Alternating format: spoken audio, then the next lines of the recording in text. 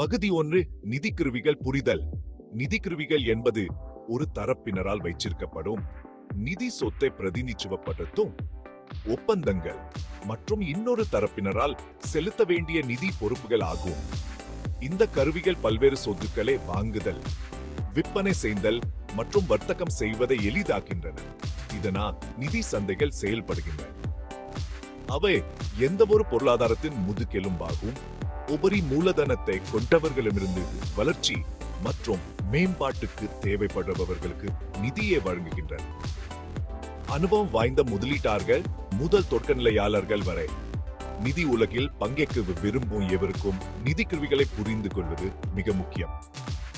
இந்த கருவிகள் பரந்த அளவிலான சொத்துக்களை உள்ளடக்கியது. ஒவ்வொன்றும் அதன் சொந்த இடர் மற்றும் வெகுமதி விவரக்குறிப்பை கொண்டுள்ளன. நீங்கள் உங்கள் செல்வத்தை வளர்க்க விரும்பினாலும், ஓய்வூதியத்துக்காக சேமிக்க விரும்பினாலும், அல்லது நிதி நிலப்பரப்பை பற்றி நன்கு புரிந்து கொள்ள விரும்பினாலும் இந்த கருவிகளை பற்றி அறிந்து கொள்வது அவசியம். ஒரு பரபரப்பான சந்தையை கற்பனை செய்து பாருங்கள். ஆனா பழங்கள் மற்றும் காய்கறிகளுக்கு பதிலாக அவர்கள் பங்குகள், பத்திரங்கள் மற்றும் நாணயங்களை வர்த்தகம் செய்கிறார்கள். நிதி சந்தை அப்படித்தான்.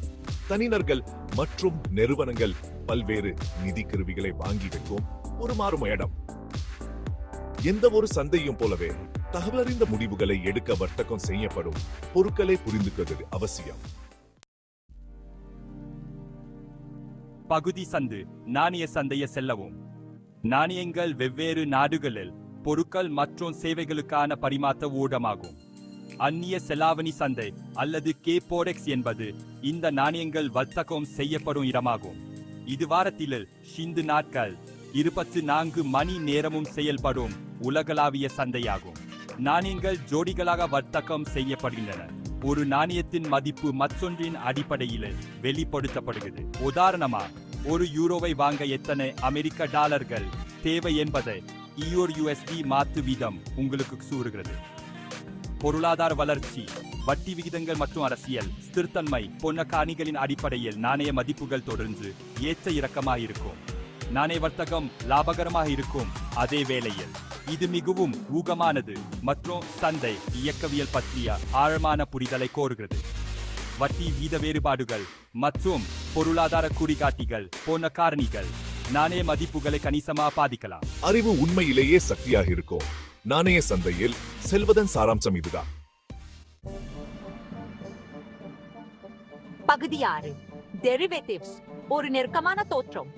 டெரிவேட்டிவ்ஸ் என்பது ஒரு அடிப்படை சொத்து அல்லது பென்மார்க்கிலே இருந்து அவற்றின் மதிப்பை பெறும் நிதிக்கருவிகள் ஆகும். எதிர்கால தேதியில் ஒரு குறிப்பிட்ட விலைக்கு அடிப்படை சொத்தை வாங்க அல்லது விற்க ஒப்புக்கொள்ளும் 2 அல்லது அதுக்கு மேற்பட்ட தரப்பினருக்கு இடையேயான ஒப்பந்தங்கள் ஃபியூச்சர்ஸ், ஆப்ஷன்ஸ் மற்றும் ஸ்வாப்ஸ் ஆகியவை டெரிவேட்டிவ்ஸ் இன் பொதுவான வகைகள். டெரிவேட்டிவ்ஸ் ஹெட்ஜிங், ஊக்க வணிகம் அல்லது ஆர்பிட்ரேஜ்க்கு பயன்படுத்தப்படலாம். ஹெட்ஜிங்கில் அடிப்படை சொத்திலே ஏற்படும் சாத்தியமான இழப்புகளை ஈடு செய்வதன் மூலம் ஆற்றல் குறைக்க டெரிவேட்டிவ்ஸ் பயன்படுத்துவது அடங்கும். மறுபுறம், ஊக்க வணிகத்தில் விலை ஏற்றிய இறக்கங்களிலிருந்து லாபம் ஈட்டுவதற்கு அவற்றை எடுப்பது அடங்கும். ஆர்பிட்ரேஜ் என்பது வெவ்வேறு சந்தைகளில் விலை வேறுபாடுகளை பயன்படுத்துவதை உள்ளடக்குகிறது. டெரிவேட்டிவ்ஸ் என்பது சிக்கலான கருவிகள் ஆகும். அவை வர்த்தகம் செய்வதற்கு முன் முழுமையான புரிதல் தேவை. அவற்றின் மதிப்பு அடிப்படை சொத்திலிருந்து பெறப்பட்டது, மேலும் அவற்றின் விலைகள் கணிசமாக ஏற்ற இறக்கமாக இருக்கலாம். பகுதி 7. மியூச்சுவல் ஃபண்டுகள் மற்றும் ETFகள். உங்கள் போர்ட்போலியோவை பல்வகைப்படுத்துதல். மியூச்சுவல் ஃபண்டுகள் மற்றும் எக்ஸ்சேஞ்ச் ரேட் ஹெட் ஃபண்டுகள் அல்லது ETFகள் ஆகியவை முதலீட்டு வாகனங்கள் ஆகும். அவை பல முதலீட்டாளர்களிடமிருந்து பணத்தை சேகரித்து பங்குகள், பத்திரங்கள் அல்லது பிற பத்திரங்கள் போன்ற பல்வகைப்படுத்தப்பட்ட சொத்துக்களின் போர்ட்போலியோவில் முதலீடு செய்கின்றன. பல்வகைப்படுத்துதலை அடைய அவை வசதியான வழியை வழங்குகின்றன. இது முதலீட்டு போர்ட்போலியோவில் ஆபத்தை நிர்வகிக்க அவசியம். மியூச்சுவல் ஃபண்டுகள் நிபுணத்துவ நிதி மேலாளர்களால் நிர்வகிக்கப்படுகின்றன. அவர்கள் நிதியின் நோக்கங்களின் அடிப்படையில் முதலீட்டு முடிவுகளை எடுக்கிறார்கள். மறுபுறம் ETF பொதுவா ஒரு குறிப்பிட்ட சந்தை குறியீடு அல்லது சொத்துக்களின் சுடைய கண்காணிக்கின்றன. மற்றும் தனிப்பட்ட பங்குகள் போன்ற பங்கு சந்தைகளில் வர்த்தகம் செய்யப்படுகின்றன. மியூச்சுவல் ஃபண்டுகள் மற்றும் ETFகளில் முதலீடு செய்வது தனிநபர்கள் பெரிய மூலதன அல்லது விரிவான சந்தை அறிவில்லாமல் பல்வகைப்படுத்தப்பட்ட சொத்துக்களின் போர்ட்போலியோவை அணுக அனுமதிக்கிறது. இந்த நிதிகள் பல்வேறு வகையான முதலீட்டாளர்களின் விருப்பங்களை பூர்த்தி செய்யும் மாறுபட்ட இடன்றும் வெகுமதி விவரங்களை வழங்குகின்றன.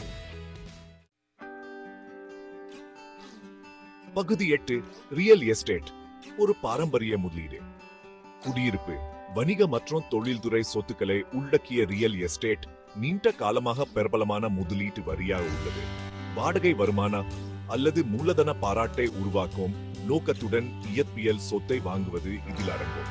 ரியல் எஸ்டேட் முதலீடுகள் பல நன்மைகளை வழங்குகின்றன. இதில் நீண்ட கால மூலதன ஆதாயங்கள், வாடகை வருமானம் மற்றும் வரி நன்மைகள் ஆகியவை அடங்கும். இருப்பினும் அவை சந்தை நிலையற்ற தன்மை, சொத்து மேலாண்மை பொறுப்புகள் மற்றும் பிற முதலீடுகளுடன் ஒப்பிடும்போது பணப்புழக்கம் இல்லாமை போன்ற அபாயங்களையும் கொண்டுள்ளன. ரியல் எஸ்டேட்டில் முதலீடு செய்வதற்கு பெரும்பாலும் குறிப்பிட்ட மூலதன செலவு மற்றும் நீண்ட கால முதலீட்டு அடிவானம் தேவைப்படுகிறது. ரியல் எஸ்டேட் முதலீடுகளை செய்வதற்கு முன்னிருப்பிடம், சொத்து நிலை மற்றும் சந்தை போக்குகள் போன்ற காரணிகளை கவனமாக கருத்தில் கொள்வது மிக முக்கியம். பகுதி 9 முடிவு தகவலறிந்த நிதி முடிவுகளை எடுப்பது. நிதிக்குருவிகள் நிதி அமைப்பின் கட்டுமான தொகுதிகள் ஆகும். அவை தனிநபர்கள் மற்றும் நிறுவனங்கள் முதலீடு செய்ய, ஆபத்தை நிர்வகிக்க மற்றும் அவர்களின் நிதி இலக்குகளை அடைய உதவுகின்றன. பங்குகள் மற்றும் பத்திரங்கள் முதல் பொருட்கள், நாணயங்கள் மற்றும் வரிச்சொன்னர்கள் வரை. ஒவ்வொரு கருவியும் அதன் சொந்த பண்புகள், அபாயங்கள் மற்றும் சாத்தியமான வெகுமதிகளும் வருகிறது. நீங்கள் ஒரு தனிப்பட்ட முதலீட்டாளராக இருந்தாலும், ஒரு வணிக உரிமையாளராக இருந்தாலும் அல்லது ஒரு நிதி நிபுணராக இருந்தாலும், தகவலறிந்த நிதி முடிவுகளை எடுப்பதற்கு இந்த கருவிகளை புரிந்துவது மிக முக்கியம். வெவ்வேறு சொத்து வகுப்புகள் மற்றும் முதலீட்டு வாகனங்களின் அடிப்படைகளை புரிந்து கொள்வதன் மூலம் நீங்கள் நிதி உலகின் சிக்கல்களை மிகவும் திறம்பட வழிநடத்தலாம். நிதி சந்தைகள் தொடர்ந்து வளர்ச்சியடைந்து வருகின்றன என்பதை நினைவில் கொள்ளுங்க. எனவே உங்கள் நிதி பயணத்தில வெற்றி பெற தேவைப்படும் போது தகவல்களை பெறுவது மற்றும் தொழில்முறை ஆலோசனையை பெறுவது மிக முக்கியம். உங்கள் இடர் சகிப்புத்தன்மை, முதலீட்டு இலக்குகள் மற்றும் சந்தை புரிதல் ஆகியவற்றின் அடிப்படையில் நன்கு தகவலறிந்த முடிவுகளை எடுப்பதன் மூலம் உங்கள் நிதி விருப்பங்களை அடைய பாடுபடலாம்.